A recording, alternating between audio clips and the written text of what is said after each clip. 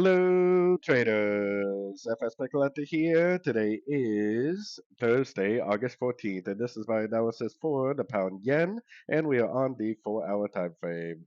So on the pound yen, we did get a pretty good reaction out of this 100% Fibonacci extension of the last impulsive wave.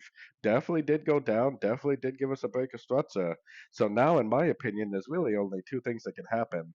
Option number one is we're going to now make a pullback to this whole wave, which would potentially look something like this, and then continue the uptrend on the 4-hour time frame. Or option number two, this really is some sort of a top on the higher time frames, and now it's going to be making lower lows, lower highs, eventually going down and giving us more significant breaks of structure to the downside. Either scenario, I would be primarily looking for short sort of time frames.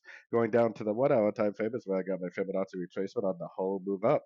We are either now in an ABC or a 1, 2, 3, and luckily we trade both of those exactly the same, because if it's an ABC, it would likely do this 3 waves down to a fib level, which we would be looking for shorts until we get that fib bounce break of structure.